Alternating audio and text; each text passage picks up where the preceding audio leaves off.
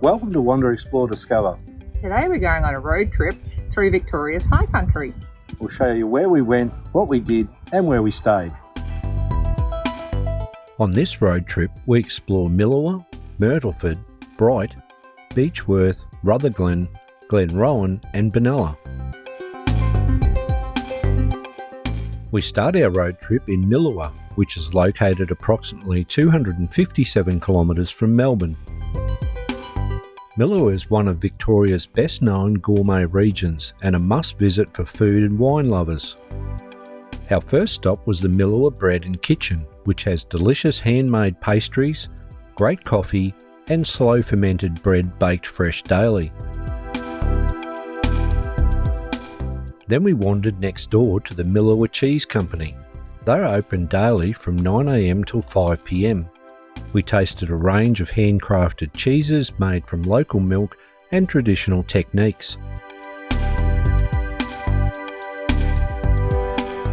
Just down the road we popped into Milawa Mustards, housed in a charming old butcher's shop.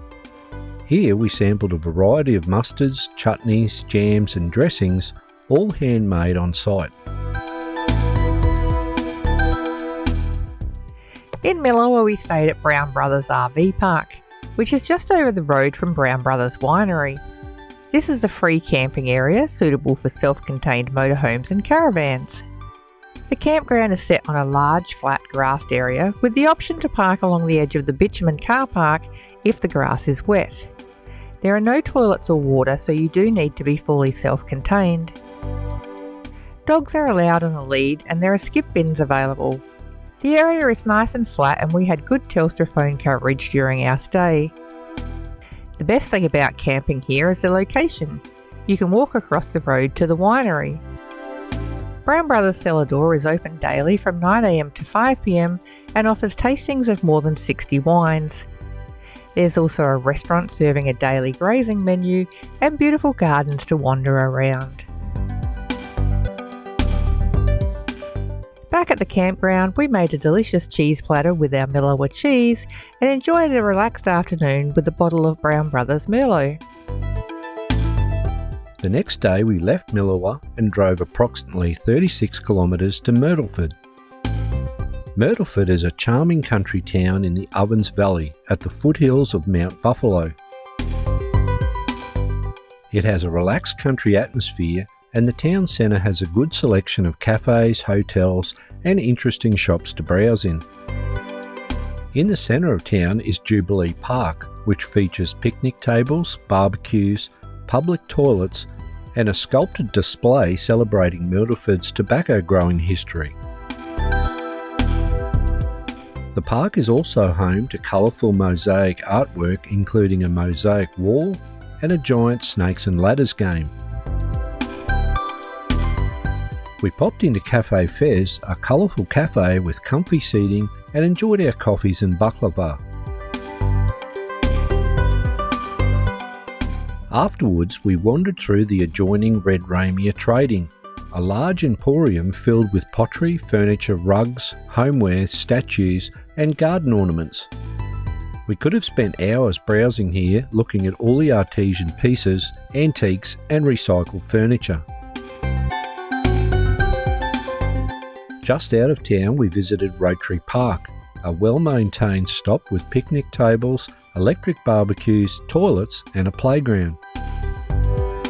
We discovered the historic log tobacco kiln, a replica of the kilns once used throughout the valley. Informative signs explain the importance of the tobacco industry during the mid-1900s. From the kiln, we crossed the swinging bridge and followed part of the Mosaic Trail, enjoying a peaceful riverside walk along the Ovens River and spotting mosaic artworks hidden along the path.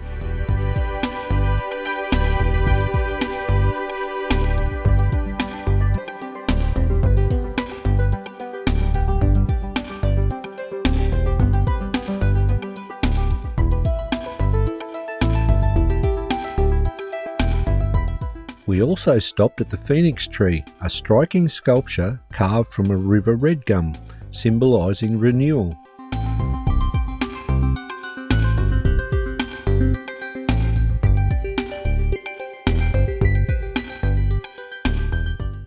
We then drove about 20 kilometres south of Myrtleford to Lake Buffalo, a popular recreation area on the Buffalo River.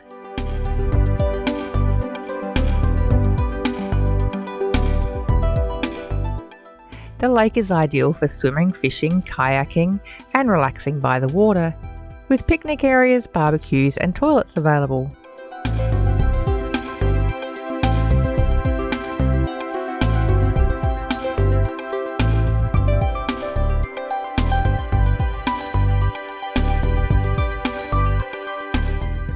We then drove 9 kilometres to Nug Nug Reserve. We stayed at the Nug Nug Reserve, a relaxed low-cost bush campground surrounded by trees and open grassy areas. Access is easy, with sealed roads most of the way and a well-maintained gravel road at the end. The campground has a mix of dirt and grass sites, many of them flat and well spaced.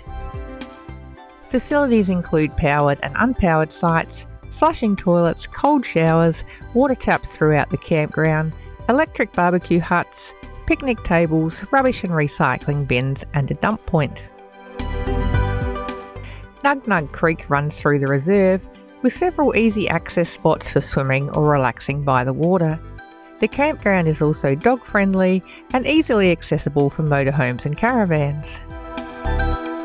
From Myrtleford, we drove approximately 35 kilometres to Bright, with a couple of stops along the way. The first stop was Peepo Farms, about 6 kilometres from Myrtleford. Peepo Farms is Australia's only pumpkin seed grower. We tasted a range of pumpkin seed products, oils, flours and locally made treats. It's a great place to stock up on some local products. Next stop was the Red Stag Deer and Emu Farm, about 13 kilometres from Peepo Farms. This 70-acre property is open daily from 10 a.m. till 4 p.m. and has stunning views in every direction. We enjoyed a delicious Devonshire tea at the on-site restaurant, relaxing on the balcony while soaking up the scenery. Afterwards, we wandered around the grounds watching the deer, emus, ostriches and other farm animals.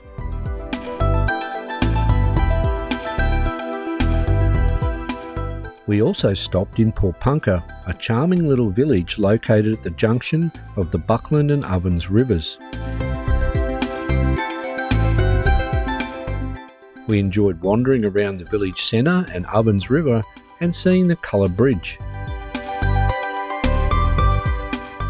The Colour Bridge was designed by Skunk Control and is a vibrant installation that features a playful walkway of colourful flowers and butterflies.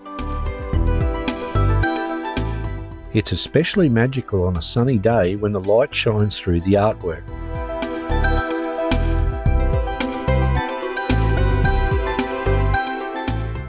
We stayed at the Tasman Holiday Park in South Bright, which is a small caravan park with powered sites, clean amenities, laundry, camp kitchen, swimming pool and an on-site coffee caravan.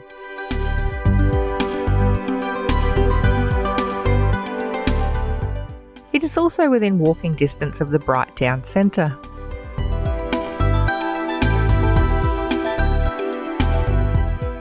Bright is a vibrant alpine town set on the banks of the Ovens River, nestled in the foothills of the Australian Alps.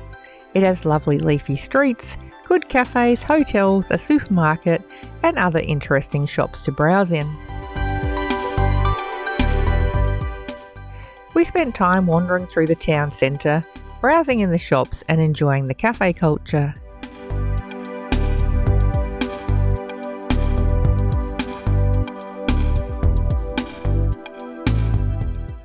Then we explored Centenary Park, a lovely riverside park with picnic shelters, barbecues, toilets, playgrounds and walking paths along the Ovens River.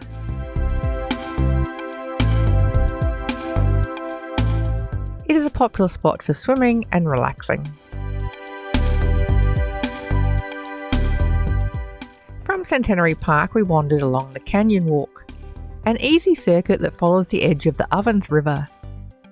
The track winds through native bushland and along rocky riverbanks with informative signs that share stories of Bright's gold mining past.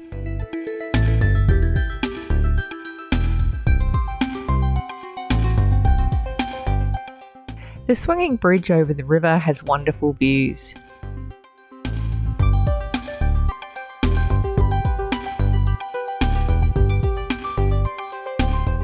Then we popped into the Bright Brewery, the local brewery that overlooks the Ovens River, to relax and have a few drinks.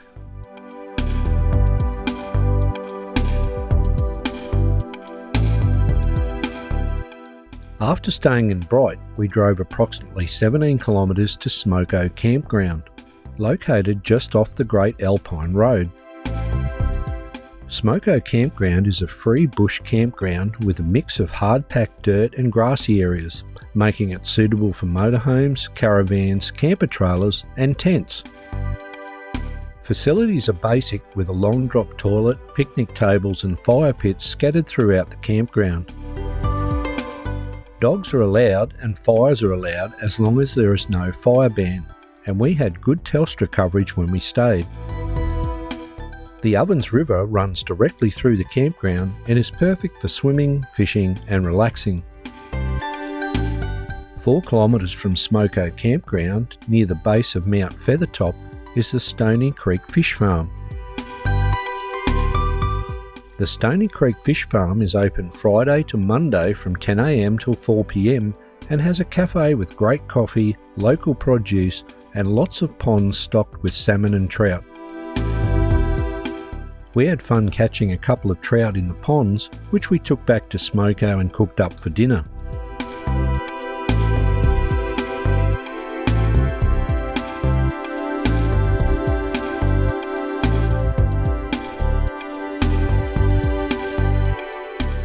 We also drove to Harrietville, a small alpine village at the base of Mount Hotham, along the Alpine Road.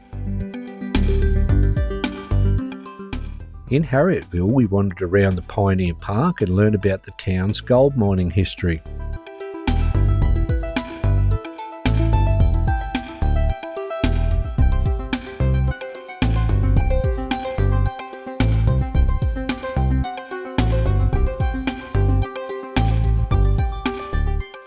Then we visited the Trout dredge hole. This deep lake was formed during large-scale gold dredging operations between 1942 and 1954. At the time, the Trout dredge was the largest in the southern hemisphere, extracting enormous amounts of gravel and gold from the Ovens River flats. When dredging ceased, the site slowly filled with water, creating the lake, and today it is a popular spot for swimming, fishing and walking around the lake. After leaving Smoko Campground, we travelled 75 kilometres to Beechworth. Beechworth is a beautifully preserved historic gold rush town, known for its grand 19th century architecture, tree-lined streets and interesting history. In Beechworth, we wandered through the town centre, enjoying the heritage buildings along Camp Street and Ford Street.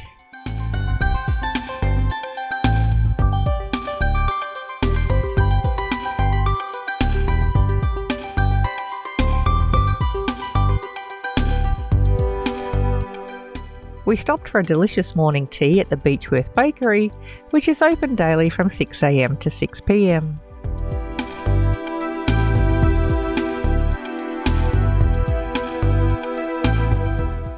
Then we visited the Beechworth Honey Shop, where we tasted a wide range of single varietal honeys, saw a working beehive and bought a few honey products.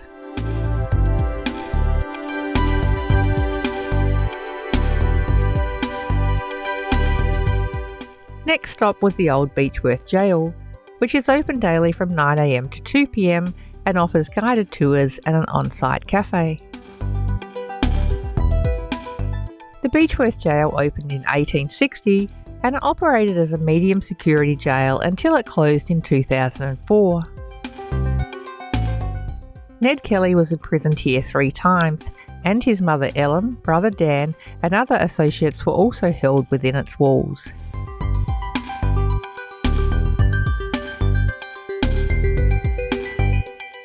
Near the jail is the historic precinct, a collection of authentic 1850s administrative buildings, including the courthouse, telegraph station, Chinese Protectorate Office, Gold Warden's Office, police stables and the stone lockup.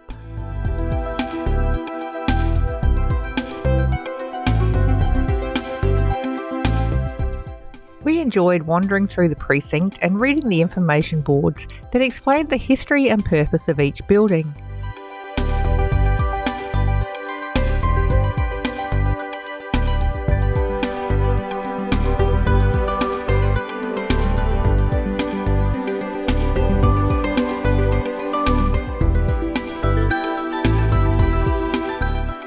Then we headed to the Last Street Brewery, which is open daily from 12 noon to 5 p.m. It was formerly Bilson's Brewery and is housed in a striking red brick Victorian building that was built in 1873. We sampled a range of traditional cordials, syrups and small batch and limited edition liqueurs. You can also take a tour of the brewery, and it has a family-friendly tap room and restaurant, offering a seasonal menu made with locally sourced ingredients. We stopped to admire Lake Sandbell, a lovely recreational lake located on the outskirts of Beechworth. This area was originally the site of Rocky Mountain Mining Company and a busy gold sluicing operation during the mid-1800s gold rush. In the 1920s, the excavated land was transformed into a recreational lake and reserve, and today it's a popular spot for fishing, boating, cycling and swimming during the warmer months. Then we went to the old Beechworth Asylum, which is set in 11 hectares of beautiful heritage gardens. Built in 1867, the asylum once comprised 67 buildings and housed more than 1,200 patients and 500 staff at its peak. Now you can wander the gardens and see the old buildings. They also offer ghost tours in the evening. Then we drove to Woolshed Falls, which are located in the Chiltern Mount Pilot National Park, approximately 6 kilometres from Beechworth. There is plenty of parking and a short walk leads to a lookout where you can see the falls cascading over granite rock formations into a deep pool below.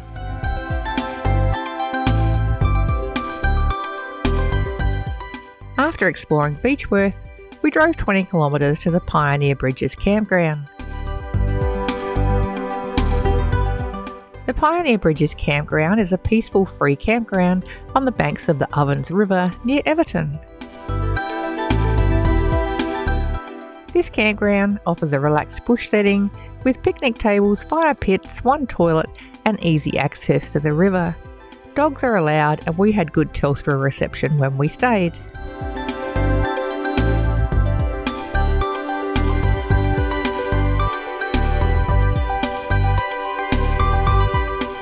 After a lovely peaceful night at Pioneer Bridges, we drove approximately 57 kilometres to Rutherglen, one of Australia's oldest wine growing regions. Rutherglen is a lovely little town and the region is world famous for its fortified wines, particularly muskets. We wandered around the town centre and enjoyed morning tea at Caffeine Machine.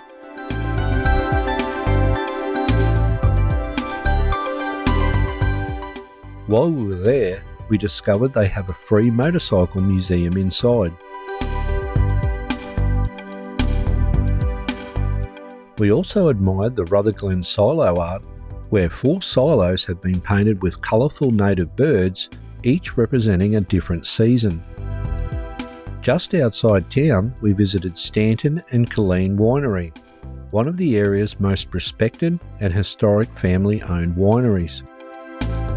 Established in 1875, Stanton and Colleen has been producing wine for generations and is internationally renowned for its Rutherglen muscat and fortified wines. We enjoyed a tasting in the cellar door. Then we visited All Saints Estate, one of the landmark wineries of the Rutherglen wine region. Established in 1864, the estate's cellar door is located within a stunning heritage-listed castle, surrounded by beautifully maintained gardens. All Saints Estate produces both table wines and fortified styles and is particularly renowned for its muscat, muscadel and vintage fortified wines. The cellar door is open daily from 10 a.m. till 5 p.m, offering tastings, winery tours and the chance to explore the grounds.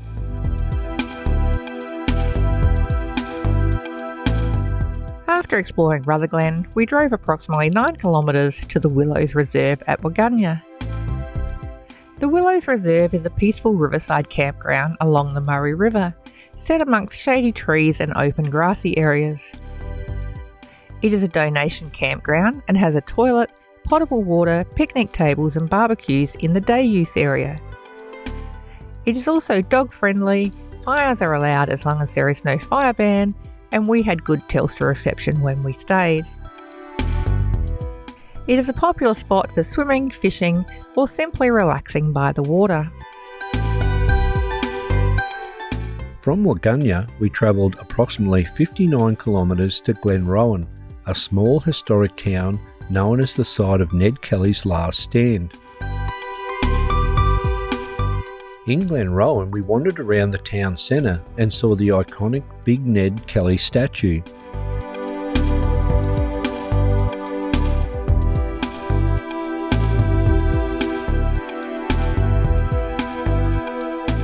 We also visited Kate's Cottage and the Ned Kelly Museum, which are open daily from 9 a.m. till 4 p.m. In the museum, Ned Kelly's story unfolds through detailed interpretive displays with genuine artefacts, historical articles, and original photographs spanning from the 1840s through to the 1940s.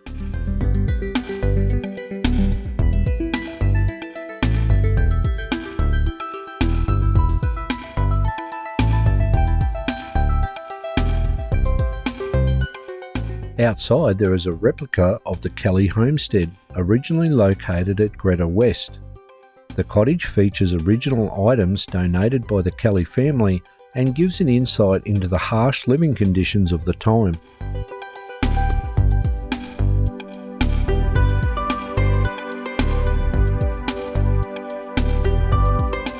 Next we explored the Ned Kelly Discovery Hub, which is an architecturally designed rotunda that also houses the town's Visitor Information Centre. Inside, interactive exhibits, static displays and short films provide deeper insight into Ned Kelly and the Kelly gang.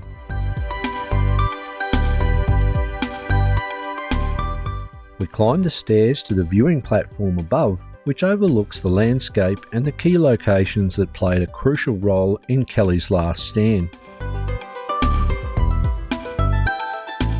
We then wandered around the Glenrowan Heritage Siege Precinct, which has 7 key locations associated with the events of June 1880.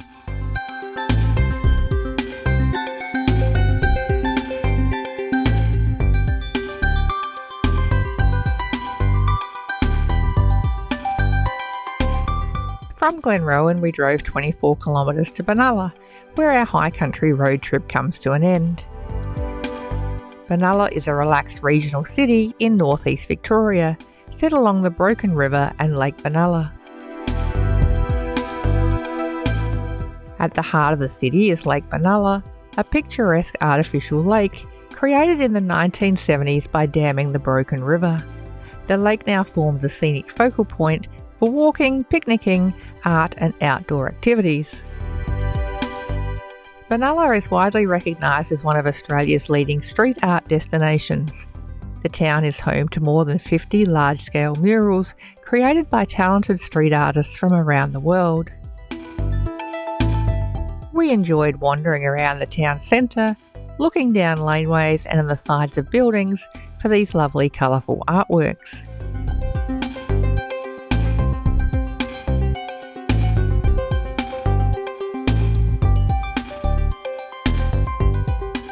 We also visited the heritage-listed Benalla Botanical Gardens and the Benalla Art Gallery, which is open 6 days a week from 10 a.m. to 4 p.m.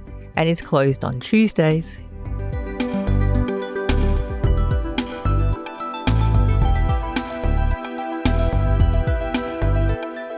Benalla also has some stunning heritage buildings and connections to the Kelly gang. The old courthouse was built in 1864, and Ned Kelly was tried here for several minor offences.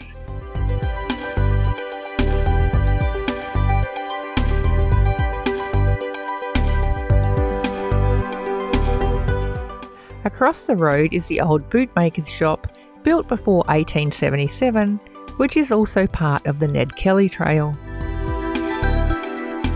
We hope you enjoyed today's video. You can find more information and places to explore at wanderexplorediscover.com.